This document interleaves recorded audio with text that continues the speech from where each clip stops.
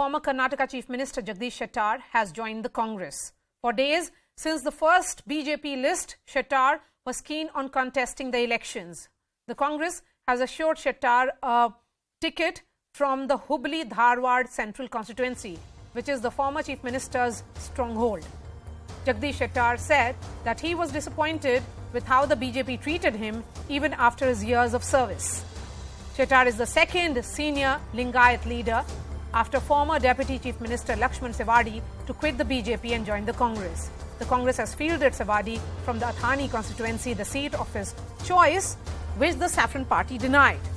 So how will these defections impact both the Congress and the BJP? After the 2018 debacle, the Congress is confident of rallying the Lingayat votes. Will Shettar's entry give the necessary push in the key Lingayat pockets?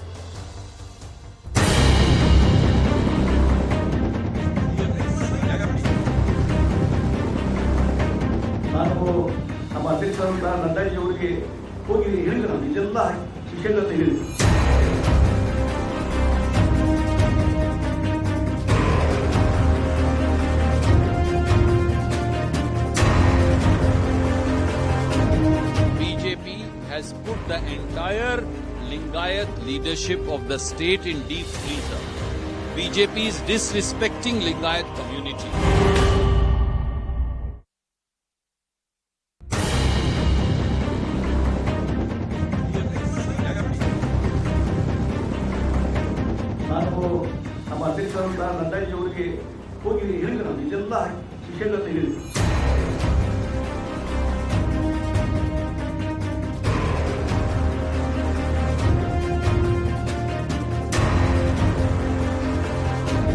BJP has put the entire Lingayat leadership of the state in deep freezer. BJP is disrespecting Lingayat community. So now let's decode the dynamics at play in Karnataka with an eye on the Lingayat community. So what is the percentage of this crucial constituency? They make up for nearly 17% of Karnataka's population.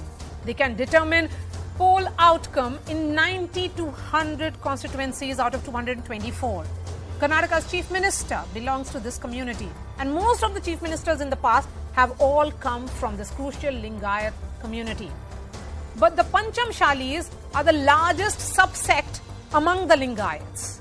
Of BJP's 38 Lingayat MLAs, 11 are Panchamshalis.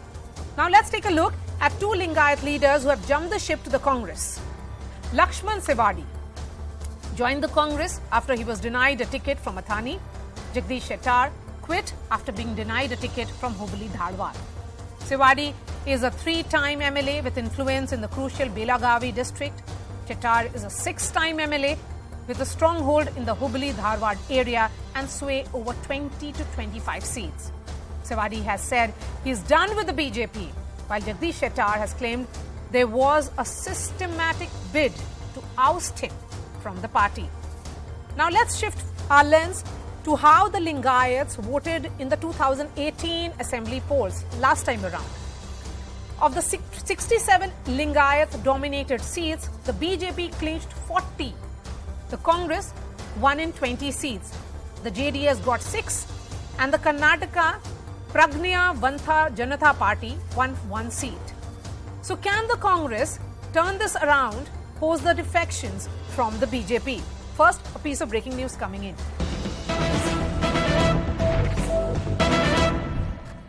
The BJP has now released the third and the final list with 10 names. Mahesh Tenging Akai has been announced as the candidate for the Hubli-Dharwad central seat. Will he face off with Jagadish Shettar? Because the Congress is yet to announce his name formally, which could happen in the next 24 hours.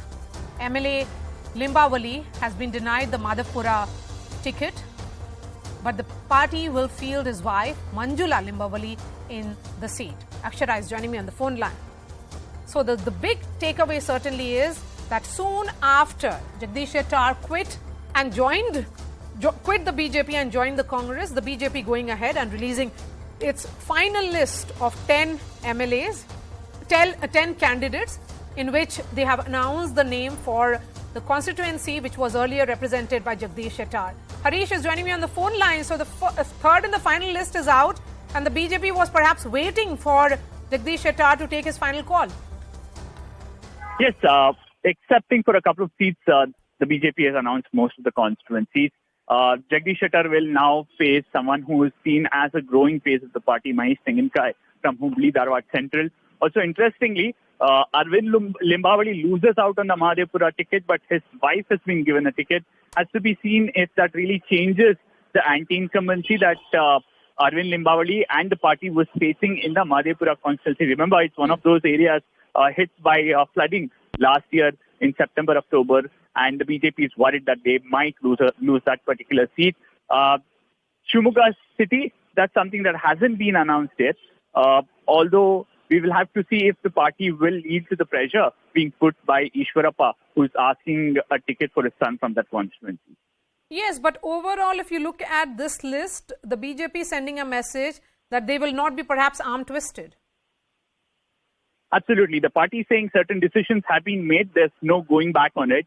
We'll try and pacify leaders who've been missed, but the party central leadership or the leadership in whole can't be arm-twisted into going back on their decision. That would send a wrong message to others. And they are saying there's also an election coming up within a year in Lok Sabha and then perhaps BJP polls as well. And that would send a wrong signal saying that the party yields to pressure tactics of ticket aspirants. Harish, thank you so much. Let me bring in my guests. Captain Ganesh Karnik is Karnataka BJP spokesperson. We have Jagadish Shettar, KPCC spokesperson, Nalin Mehta, Group Consulting Editor, Network 18, and Neerja Chaudhary, political analyst and journalist. I'm going to begin with you, Jagadish. This certainly is a shot in the arm for the Congress. Another Lingayat face, a prominent one from the BJP, joining the Congress party. Absolutely. Jagadish Shettar ji is a former Chief Minister of Karnataka. He's a former BJP president. He's a 6-time MLA. He has a clean image and many accolades to his name. And today, he doesn't recognize the Bharatiya Janata Party that he built.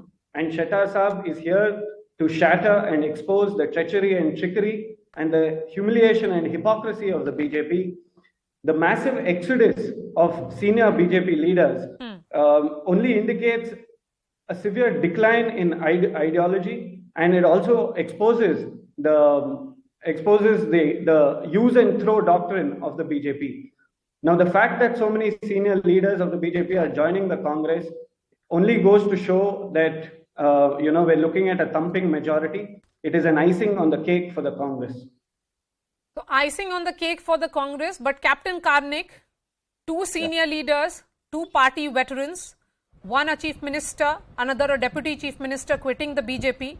Certainly, it would lower the morale of the party. Maria, good evening and my greetings to co-panelists. I heard all those high-funda words about people quitting and 2 senior leaders leaving. Yes, this has not happened only as if, happened only in BJP. There has been these exodus from all political parties in Karnataka in this election, and it also happened in many other states. When I say this, I don't say that there is no impact. Jagadish Shettar was a very senior leader, former chief minister, former minister who was the speaker of the assembly, and he has been with us for the past 4 decades. So we do feel, his absence, and he's not given a ticket, leaving the party and going to Congress. These are all definitely important issues. But party is much above these individuals. We always believe in that.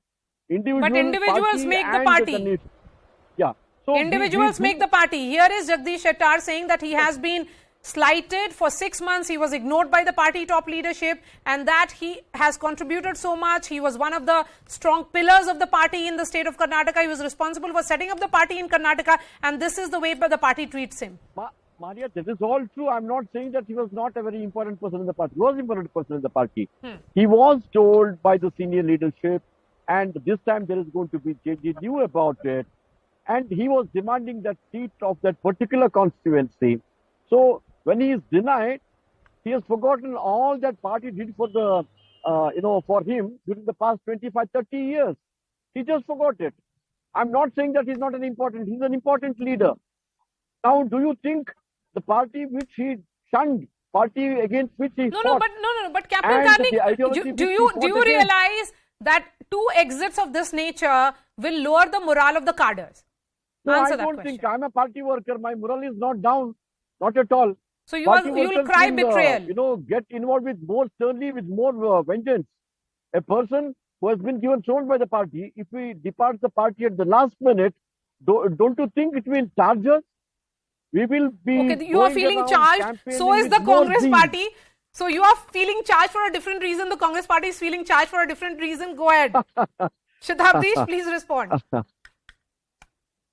No, see, the humiliation of Mr. Jagadish Shettar in the BJP is clear. He has expressed his, his concern. He said that he's not respected in the party. And the betrayal to the entire Lingayat community is twofold. One, to the political leadership, and 2, with respect to reservation. The Lingayats were seeking for a 15% reservation, whereas the BJP gave them an unconstitutional and untenable and unscientific 2%. Now, the Lingayat community is, intelligent, and they're carefully observing and monitoring. Okay, let me see how the analysts are reading it. Nalin Mehta, Neerja Chaudhary are joining us. Nalin, coming to you first.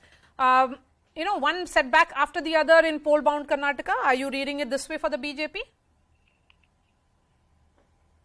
So I think this kind of wave of resignations of very senior leaders, whether it's Jagadish Shettar, whether it's Lakshman Savade, these are senior leaders. One has been a former chief minister, one has been a deputy chief minister. Jagadish Shettar in particular, his father was the first Jansangh mayor in Karnataka. His uncle was the first MLA in Karnataka for the Jansangh. Comes from an old RSS family. So I think the last time something like this happened in the Karnataka BJP was when Yediyurappa left a few years ago before coming back. So this is an unprecedented this is the old guard of the old Karnataka BJP, which feels that it's been sidelined, and many of these leaders have moved to the Congress. That's what's happening here. Okay. Neerja, what's your reading? Look, to me, this election is very interesting. Karnataka, in the past, during Indira Gandhi's time, and Devraj was the chief minister, had a very different combination of OBCs, Dalits, tribals, and Muslims. That used to be the large chunk. This election is about Vocaligas and Lingayats. It's very interesting. More reservation given to them, taken away from the Muslims, and each party... No, but the Supreme Court declared that it was flawed. That entire move was flawed. Yes, but Jagadish Shettar, Yediyurappa, Kumaraswamy, DK Shivakumar, 2 are Vocaligas, 2 are Lingayat leaders. Of course, the Lingayat Mats have always played a very dominant role in any election in Karnataka. But, the center of gravity has moved from the OBC being the recipients of reservation, mandal, to these intermediate castes becoming very dominant and becoming recipients of reservation. It's a very interesting thing happening at the ground level. How it pans out, of course, the Congress seems to be way ahead. There seems to be an undercurrent for change. That's the reason why BJP leaders are going to that side, unless the Congress messes it all up at the last minute, which I hope they won't. But they seem to have got their act together. Okay. But at the ground level, the shifts that are taking place to me are very interesting. So you are witnessing some kind of ground level shift. Nalin, I saw you raise the hand. Please go ahead. So I just wanted to say that the fulcrum of the BJP's advances in Karnataka for the last 15-20 years have been based on a very strong Lingayat vote bank. Now, many of the leaders who are leaving now, Jagadish Shettar, Lakshman Savade, all of the and many others, many of them are Lingayats. Now, how this plays out with Lingayat voters, we have to wait and see. Yediyurappa, the greatest Lingayat strongman in the state, of course, is still with the BJP. We've seen pictures of him with the Prime Minister, we've seen pictures of him with Amit Shah and so on. So how this plays out, we'll have to wait and see. But the fact of the matter is, I agree with Neerja, there is a Lingayat fulcrum of the BJP, which the BJP has to safeguard. The Vocaligas are fundamentally in the old Mysore region with the JDS. The Congress is making a push for the Vocaliga vote as well as for the Ahinda vote, which is created essentially with Devraja, which is something that Neerja also mentioned. But I think the BJP's primary Lingayat bastions are under threat in this election. Captain Karnik, so the BJP's Lingayat bastions are under threat. So what are you really holding on to in these elections? I heard Mr. Nalin and I've also heard Madam Neerja, and I respectfully accept their views. But ground reality for us is much different. See, 2008 and 2018, the Karnataka electorate has realized that not giving a simple majority for BJP in both these elections, and in 2013, giving a full verdict for Congress, what all happened in the state, they have realized. So this year, prior to election, 3 months ago, some 23 rallies were conducted by the Honorable Prime Minister, and the groundswell support that we received for those rallies across the state. The question is, I want to understand from you. Captain Karnik, you went for a gamble in which you said that there would be newer faces, fresher faces, but that kind of gamble, what worked in Gujarat, seems to be backfiring. No. In Gujarat, you had a government which was in power for 25, 28 years. The central leadership had an iron grip over the state. That is not visible here. Is that a fair assessment to say, Neerja? Fair thing to say, Neerja? Yes. Maria, you said it's a gamble. It is not a gamble. It is not at all a gamble. It's a calculated risk then. Let's say it's calculated risk. Okay, Neerja. BJP has done a proper survey during the past 3 months. It has got the reports from 3 different surveys.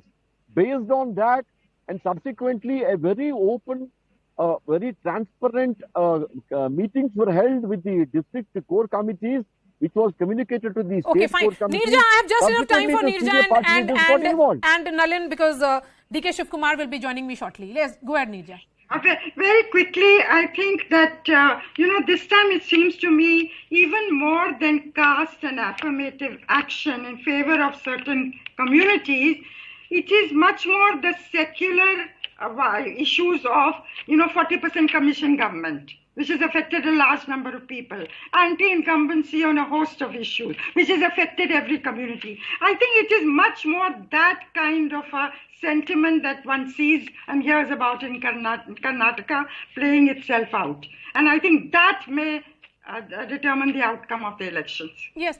Nalin, I was having a chat with one of the leaders of the BJP, and they said that, they were repeating the same thing that worked in Gujarat.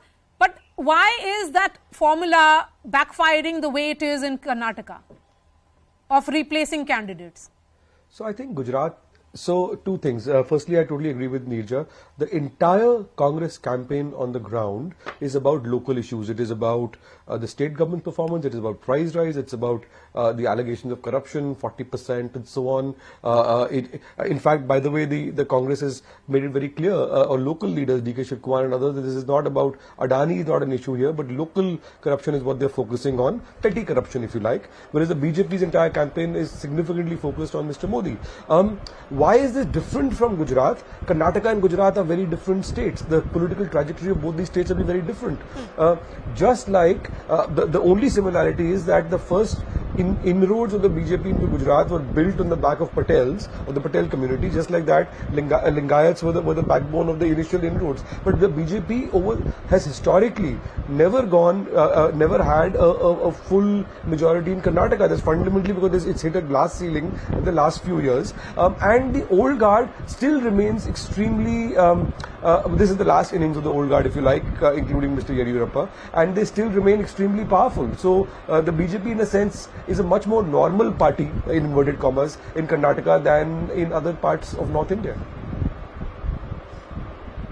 Okay, Nalin, so certainly this formula seems to be backfiring, but the larger question is, will the Congress be able to encash on what is visible disgruntlement among the cadres or the leaders of the BJP, in the sense that, is it really trickling down Or the cadres, like Captain Karnik seems to suggest, that they are pretty enthused, they want to really fight it out in these elections? Look, I think we'll have to wait and see what happens on election day for sure. But look, for the Congress, I think when I was speaking to D.K. Shivakumar and a number of other Congress leaders, they were very clear that look, this election is a make or break, do or die election for us. They were very clear, many of these leaders, that if the Congress doesn't win Karnataka this time, the party has a very strong chance of breaking up. It's been out of power for 5 years, and if after 5 years of these kind of allegations on the BJP government, if they can't win this election, then a lot of serious question marks will be raised on the viability of the Congress as a serious party. Yes. So therefore, I think the Congress is really, the local leadership has come together. There were always been differences between Siddaramaiah and D.K. Shivakumar. So we'll have to wait and see how this plays out on the ground, because the problems of infighting which exist within the BJP also exist within the Congress. That's equally right. so. Yes, that's right. Shatabrdi, for the moment you may be putting up a united front, but that differences between D.K. Shivakumar and Mr. Siddaramaiah is very well known. No, I believe that there is no differences between the two, and I think time and again both D.K. Shivakumar and Shri Siddaramaiah have made it amply clear that the party is focusing on bringing the Congress party in power in the state of Karnataka through collective leadership. They have time and again stated that there are no differences, but I really don't understand the prudence of this question, despite the fact that it's been made crystal clear. Yes, so I'm expecting D.K. Shivakumar to join me any moment. But Neerja, when we look at the larger question here, if it is if the BJP leaders, senior leaders are quitting, but if the party would have done surveys, and we know how the BJP functions, they have multiple levels of scrutiny. Why would they go for a gamble of this nature until unless they have proved to believe otherwise? I think, Maria, can I just come in here very quickly? Yes, please. To my point. I agree with whoever said that the stakes are higher for the Congress than they are for the BJP in the Karnataka elections. BJP can afford to lose Karnataka. It may pick up steam with the later election in the Hindi heartland. If the Congress loses Karnataka, it can go to sleep till 2028.